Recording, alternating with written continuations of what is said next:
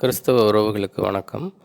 இன்று நாம் சிந்திக்கக்கூடிய தலைப்பு என்னவென்றால், இயன்ற அளவு உதவுங்கள். யாருக்கு உதவ வேண்டும் என்று கேட்டால், நிறைய பசி பட்டினியில் உள்ள பிள்ளைகள் இந்த பூமியிலே நிறைந்திருக்கிறார்கள்.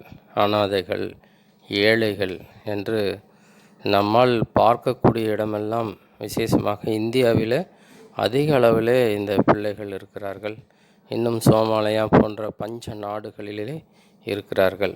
நாம் எங்கு இருக்கிறோமோ அங்குள்ள நபர்களுக்கு இயன்ற அளவு நாம் உதவி செய்ய வேண்டும். இதற்கு ஒரு முன் உதாரணமாக இருந்த நமது அன்னை தெரசா அவர்கள் பற்றி நாம் சொல்லுவதற்கு ஒன்றுமில்லை.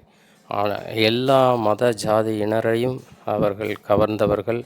அவர்களுடைய கொடை அளவுக்கு அதிகமான ஒன்று. நிச்சயமாகவே அவர் கிறிஸ்துவின் ஒரு பிள்ளை என்ற எடுத்துக்காட்டோடு தன்னுடைய வாழ்க்கை முழுவதும் நடந்து கொண்டார்.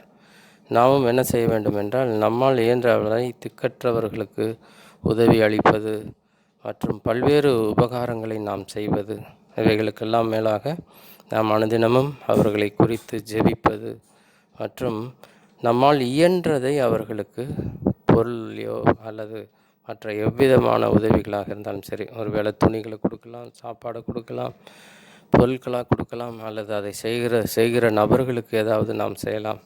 வேதாகமத்திலே யாக்கோபு 1:27 சொல்லும்போது, திக்கற்ற பிள்ளைகளும் விதவைகளும் படுகிற உபத்திரவத்திலே அவர்களை விசாரிக்கிறதும் உலகத்தால் கரைபடாதபடி தன்னை காத்து கொள்கிறதுமே பிதாவாகிய தேவனுக்கு முன்பாக மாசில்லாத சுத்தமான பக்தியாக இருக்கிறது என்று சொல்லுகிறது. நம்முடைய கத்தோலிக்க பைபிளிலே யாக்கோபு 1:27 தந்தையாம் கடவுளின் பார்வையில் தூய்மையானதும் மாசற்றதுமான சமய வாழ்வு எதுவெனில், துன்புறும் அனாதைகளையும் கைப்பெண்களையும் கவனித்தலும் உலகத்தால் கரைபடாதபடி தம்மை காத்து கொள்வது ஆகும் என்று சொல்லப்படுகிறது. எனவே நாம் இந்த வசனங்களை வெறுமனே வாசிப்பது மட்டுமல்ல, அவைகளை செய்கிறவர்களாக இருப்பது அவசியமாக இருக்கிறது. அப்படி செய்யும் பொழுது நிச்சயமாகவே தேவன் நம்மை ஆசீர்வதிப்பார் என்பதில் எவ்வித சந்தேகமும் இல்லை. நன்றி. மற்றும் ஒரு நல்ல பதிவிலே நான் உங்களை சந்திக்கிறேன்.